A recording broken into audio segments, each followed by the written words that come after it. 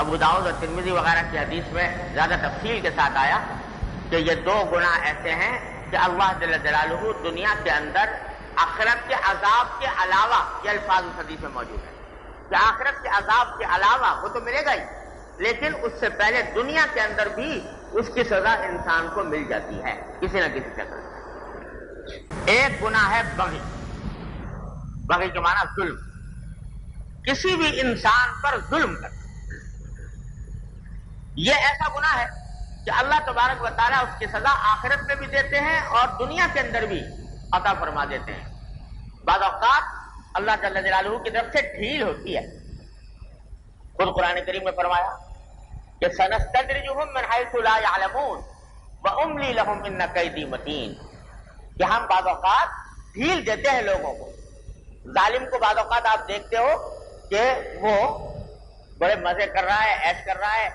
اور بظاہر بڑا خوشحال ہے، تو وہ اللہ تعالیٰ کی طرف سے ڈھیل ہوتی ہے، ڈھیل دی جاتی ہے، لیکن فرمایا کہ اتنا قیدی متین، بالآخر یہ انجام ہوتا ہے کہ دنیا ہی کے اندر کسی نہ کسی وقت وہ شخص پکڑا جاتا ہے اور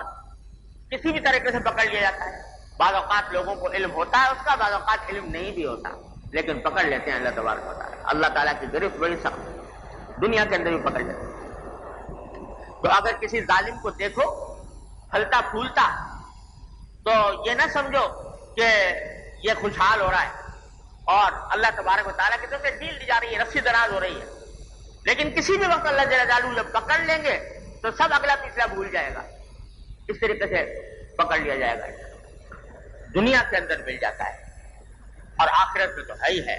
اللہ تعالیٰ محفوظ رکھے۔ وَلَنُذِيقَنَّهُم مِّنَ الْعَذَابِ الْأَدْنَىٰ دُونَ الْعَذَابِ الْأَكْبَرِ، تو بعض اوقات دنیا کے اندر ہم عذاب دے دیتے ہیں اس بڑے عذاب سے پہلے جو آخرت میں آنے والا ہے۔ تو ظلم سے پناہ مانگے، اللہ تبارک و تعالیٰ کی پناہ مانگے اور کسی بھی شخص کے اوپر ظلم کرنے سے بچے، کسی بھی قسم کا ظلم۔ اللہ تعالیٰ ہر مسلمان کو اس سے محفوظ رکھے۔ اور دوسری چیز فرمائی قطع رحم، رشتہ داروں کے حقوق کی حق تلفی۔ اللہ جل جلالہ نے رشتہ داروں کے بڑے حقوق رکھے ہیں، وَإِيتَاءِ ذِي الْقُرْبَىٰ، جتنے رشتہ دار ہیں ان کے حقوق رکھے ہیں ہر انسان کے ذمہ۔ تو اگر کوئی شخص ان کی رشتہ داروں کے حقوق کو پامال کرے، کسی بھی طرح پامال کرے، جو اللہ تعالیٰ نے حقوق رکھے ہیں ان کو وہ نہ دے، والدین کا حق ہے، بہن بھائیوں کا حق ہے، اولاد کا حق ہے، بیوی بچوں کا حق ہے اور رشتہ داروں کا حق ہے، جو حقوق بھی ہیں وہ اگر کوئی شخص نہ دے اور قطع تعلق کر لے، اپنے رشتہ دار سے ناجائز طور پر قطع تعلق کر لیا، اس سے ملتا نہیں ہے، اس سے سلام کلام نہیں کرتا، اس سے بات چیت بند ہے، یہ سب قطع رحمی میں داخل ہے۔ اگر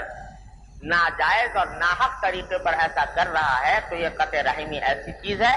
کہ اللہ بچائے دنیا کے اندر بھی اس کی سزا مل جاتی ہے کسی نہ کسی شکل میں، آخرت میں تو ملنی۔